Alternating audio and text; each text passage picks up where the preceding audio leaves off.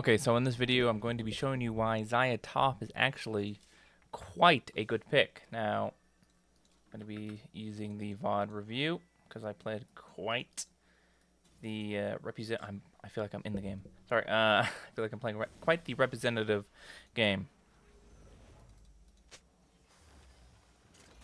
So, level 1 here, I don't want to stand upwards. Let me put this on fog. So, level 1, you don't want to play aggressively, especially against something like a Mord, where they have the passive and you can beat a lot of people level 1. Xayah is not particularly good at 1v1s level 1. She can do it, especially with lethal tempo. However, she does lose a lot of level 1 trades. Unlike Yunara, who doesn't, because Yunara's Q, her first ability, is quite impactful level 1 and extremely good. But I'm just chilling here, just chilling, not doing anything. Not even gonna fucking he pinged he pinged the Xayah top. Yep. Okay, let it go. Just chill. Make sure he's not bush cheesing.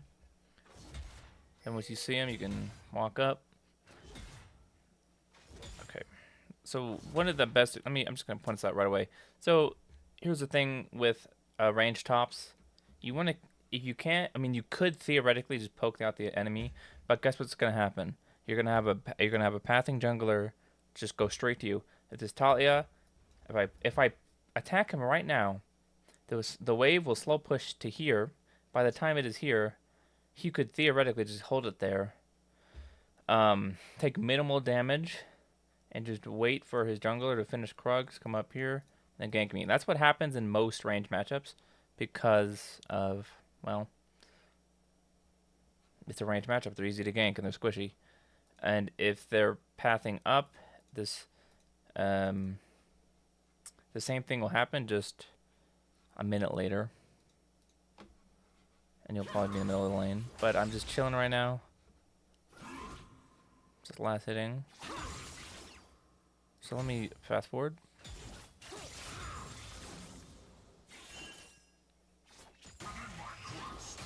Another important thing with range tops is bone plating is incredibly good against bruisers for obvious reasons.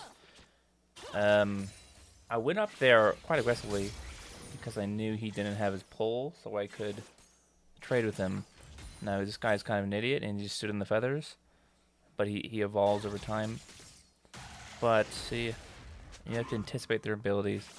Now he walked into it again. See, I theoretically could play aggressive here, but I didn't know where their Talia started. And if I did play aggressive here, and their jungler was topside, I guarantee die. So now he waddles off boards. Now I try to hold it here as long as possible. I don't do anything crazy. I don't really know what he's trying to do. I think he's trying to look for a fake. Oh, he's trying to fire a jungler.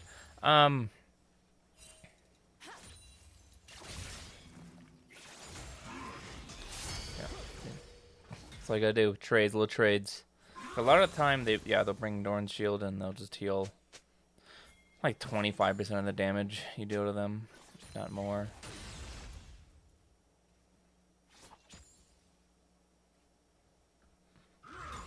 And you just gotta take a chill. Now this did slow push, and I don't remember how this culminated. This was quite poor for me because I knew Talia was likely topside again.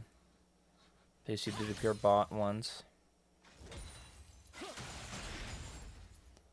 But I just use my abilities at range, try to push it in. Not do anything crazy. Force him to crash it. And now that I've spotted these Talia, so I played a lot more aggressive, and I actually did get pulled there, which is a mistake. I lost a lot of health for that. I lost half my health because of one pull. Minis did a substantial amount of that damage.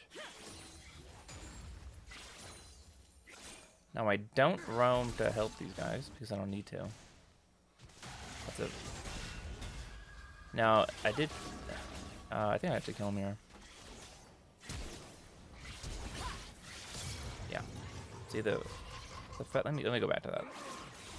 He wasn't paying attention to the feathers. I was. 2 feathers here, feathers here. That's where this root comes in. Boom, dies. Okay, and then I stay, push this in because I know Talia is bot side. If I don't push that in, I lose the whole entire wave. Maybe even 2. And now this is where most people fuck up. They get overconfident, and they try playing hyper-aggressive when bruisers have absurd base stats. And ADCs do not, and obviously ADCs are squishy.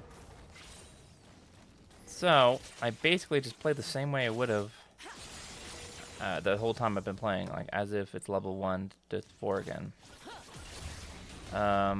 He is level, you gotta pay attention to his level. He's about to get level 6 and he's about to ult me, which I did make a mistake and let him do. But you see how I'm just playing very passive, not trying to trade or anything crazy. I don't trade with my abilities. I don't trade with the feathers unless I get a CS while also trading. You want to use the Q and E, her double dagger feathers, and her recall for CS. Now I believe he ulted me here. Because he did just level up. Actually did get hit by that, which is crazy. See, crucial dodge there. Saw it coming. He actually hard dives me, which is crazy. Slightly favorable wave state for me. I don't lose as many minions as him here, I believe. So it is actually a net negative on his end. Plus I don't, well, yeah. That was actually a net positive for me.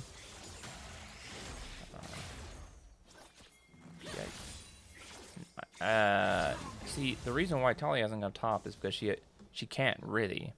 If the wave is here or here, and that she has really no way to gank me, because she'll be instantly visible here. I just run away, boom, and unless he gets a pull.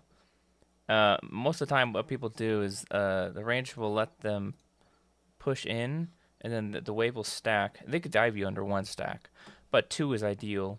A double stack on a turret, then you'll go dive with an enemy jungler, and then the game's over at that point. Because then the other guy can just farm you. But as you'll see here, I let the minions attack me, and they do a significant amount of damage here. But he was too late to stop me, and it now will hold right here. Not necessarily right here, there's not a freeze, but it will hold right here. I did get by that. That was a blunder on my end. Somehow I get by that, I guess. Like, holy shit. Now, what am I building? I'm actually building into a Triforce, but I opted for a Vampiric Scepter after this due to me needing sustain to keep holding the wave in the favorable position. See, now this one is where I play really passive, and I just play for the CS and just use feathers to CS. I don't walk up at all. He can't really do anything about it either because I just have so much range with my feathers. Ideally, you want to get a CS with the double daggers, and you get a CS with the feather recall, so you can maximize your mana. I am running Presence of Mind for the mana retention, which was absolutely necessary for that early level kill you saw, right here with the feathers killing him right here. Now, it is slowly pushing into him, but I believe he does push it. See right there, he just pushed it. If he did let this push, I would just roam to the little dudes here. What are they called? Grubulus.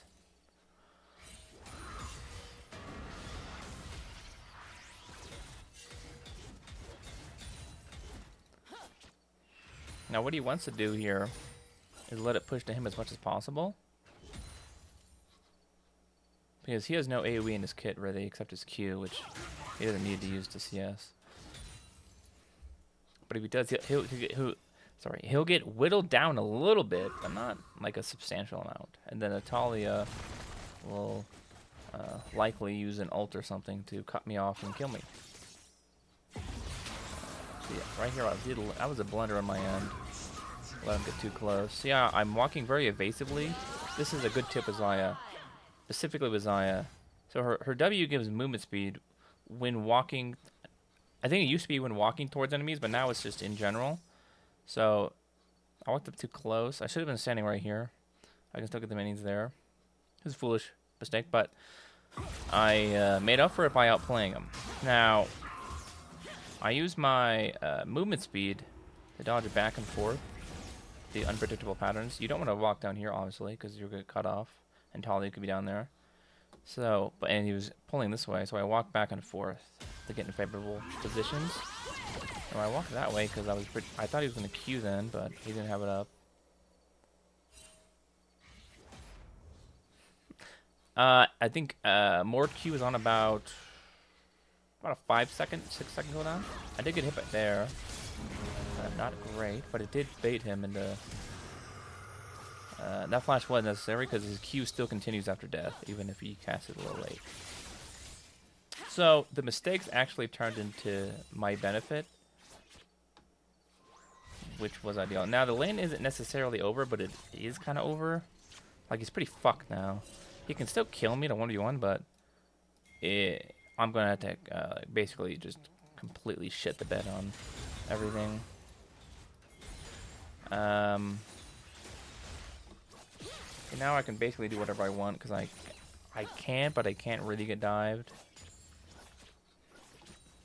This would be a very awkward time to dive in the game, especially because I have so much wave clear now that he's fucked. And this is another reason why Xayah is so good, is because she has so much wave clear. She has so much long range wave clear. Really, the only downside she has is that she really doesn't have good mana resources, and she doesn't have good lifesteal resources. And she's like but she's only physical damage, obviously. You make up for this with presence of mind, and the lifesteal is a bit of a problem, because that's why I opted for the vampiric. So I don't... Oh, let's see what happens here. See, I'm still keeping it here though. To be honest, I really wasn't paying attention that much to the map. Let's see what happened there.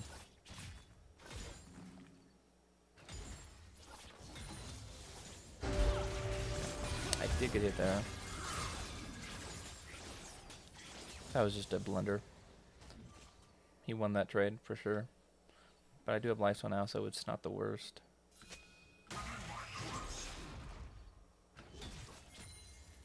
And the early boots were clutch this game for the movement speed, the dodges stuff, which is also another good tip for range shop, is to buy boots early.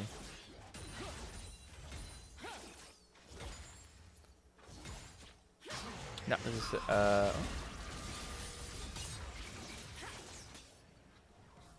believe he... I don't know. I think he was trying to look for a dive here, but he just decided against it for some reason. He could have killed me in a dive there, if you played it perfectly. But he did not, and I have TP, so I TP back.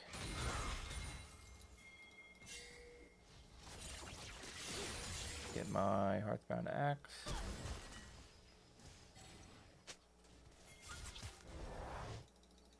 We're almost done with lane phase and with this video, so I will cut it short here. I almost missed that cannon. Now, this is the first time the teams have interacted on the maps. Actually, I thought he was going to Q immediately there, because that's what he did every time, so that's why I ulted early. I did that, unfortunately. I walked up way too aggressively.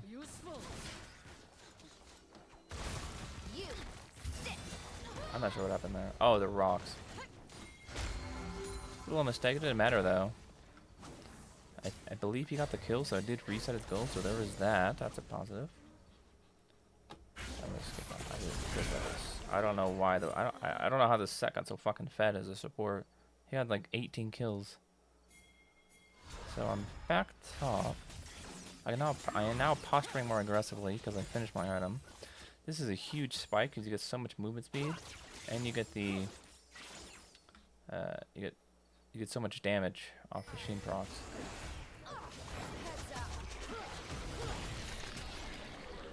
So I actually don't help them here. I push this in first, because then he gets fucked, and I don't go there at all. Because I know he can't kill Kiana. She's fed as fuck. What's he gonna do? He can't kill her. Even if he all, he's probably gonna kill her. So I fuck him over. Like, I take his whole turret there. And look at this. He had more than half a turret, but because of that one movement, he lost his entire turret, and I got a shit ton of gold. That's another thing ADCs are really good for, obviously, is taking turrets. They're incredible at that, naturally, because they have so much attack speed and attack damage. And with the Triforce, you take it extra fast. I believe that is really all you need to know. I will now go into the mid-game portion.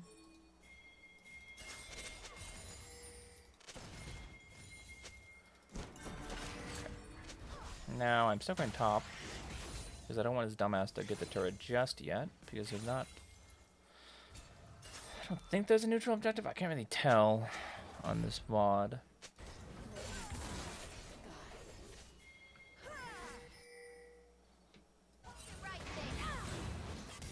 So I started to roam there, but I noticed the Poppy was going to kill him, so I instantly roam back. Get the push on this Mordekaiser. He can still kill me, though.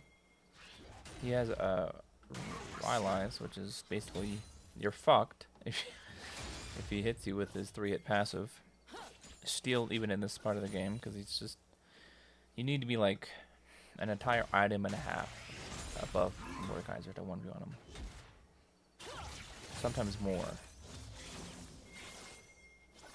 See, look how he's playing more Wari, the feathers now. You just need to anticipate his ability usage. It's pretty predictable. So he TPs, and I believe I continue to push even though I do have TP, and I do take this turret and collect 3 waves. So I get the equivalent of a kill. No, actually, I get... Yeah, these give 700. Oh, yeah, go back. I'll show you this stupid fucking tunnel. I had 2 waves plus the turret. It was like 900 gold, almost. But and then this Talon, 1 in 11, does the jumping Q, which isn't even a crit. Ults. That wasn't a Q, I don't think, by the way. Ignites and does... I just thought that was funny. And then I get fucked. That was worth it though, I got so much fucking gold. Realistically, I should just run away. But... Okay.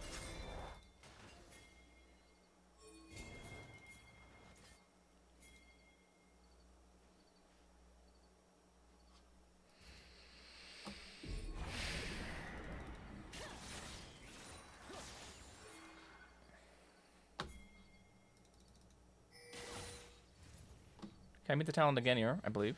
And he puts this on blue. Actually, almost killed him there. Now, you may say, "Oh, it's fucking trolling. You're trolling." Not necessarily. If we go back, now hear me out. See how so their posture. We ping this, obviously. Ping that. Has the knife thing now. Ping that. They're posturing mid lane. They all go for Poppy, which I believe gets away. Yep. And then, these 2 idiots. Everyone, all 3 of them posture topside because they see me. When they have of the Adicon and they go for me instead of the Adicon, so we get the Adicon for free essentially. Well, not for free, but for 1 kill. It's a trade.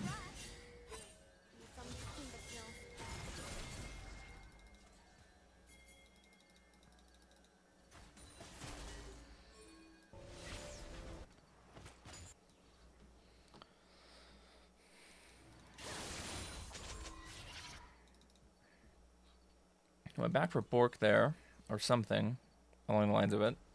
I think it was... Fuck, I don't remember what it was, but I back for some component.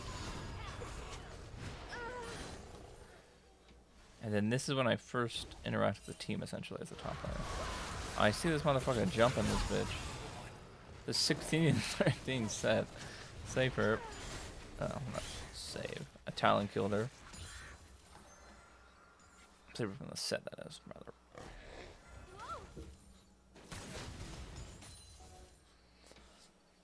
I posture back top side because there's no reason to be both side because there's no objectives. I just want to stop this dumbass from getting the fucking turret. Even though he can still one-shot me because he's an assassin. And although I do have quite a bit of health, he just, I don't know why. I don't know what he was thinking there. Like, I just think he didn't see me or something. He could have at least attempted to kill me. I think he would have succeeded. Oh, he didn't have ult. That's why.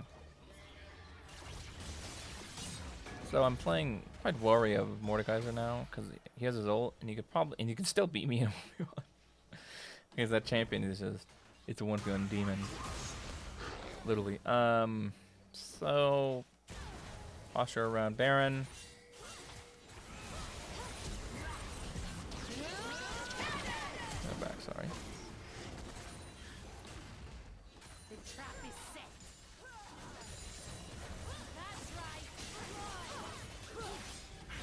I fucked up the, ooh, yeah, I fucked up the feathers and got caught in a massive set true damage.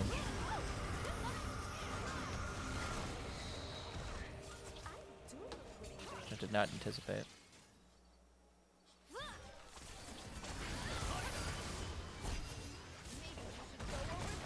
I do commit to the back because I have no health. I don't recall if they get the Baron here. Oh yeah, they do.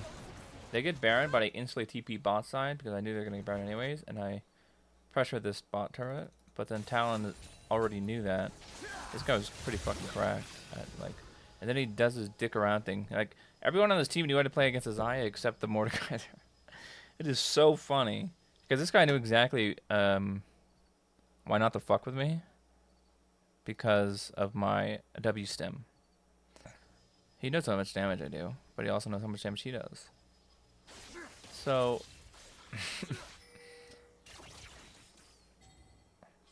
if he was smart, he would have walked into me after my W expired, because I'm not really a threat after that expires.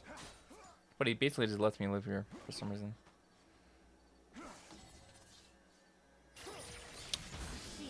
He must have thought I had ult or something.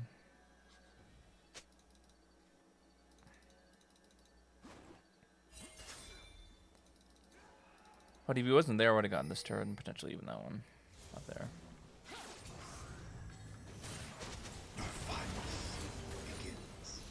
Gets a kill there. Chillin' farming. This shows CS it does. So I'm pretty good. The CS is pretty good this game. Because that's mostly what I'm going to focus on. CS and objectives. So my gold's really good. I have 3 items to Mordekaiser's 2.5. Not even 2.5. 2 and 1/4.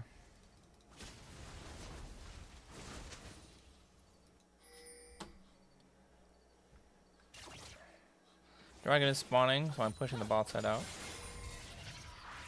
So I want that wave to be always pushing against them, so they feel pressured to make a poor decision and take the CS. Now that was a debatable back for me, but it was for a, I believe it was for a Vamp Scepter. That Lifesteal would have been extremely useful. Was extremely useful. But I do kill the Junior, and this is the last fight of the game, I believe. So, if I don't kill, go back. If I don't kill that Jin, he kills everyone else, essentially. So my late arrival actually was good.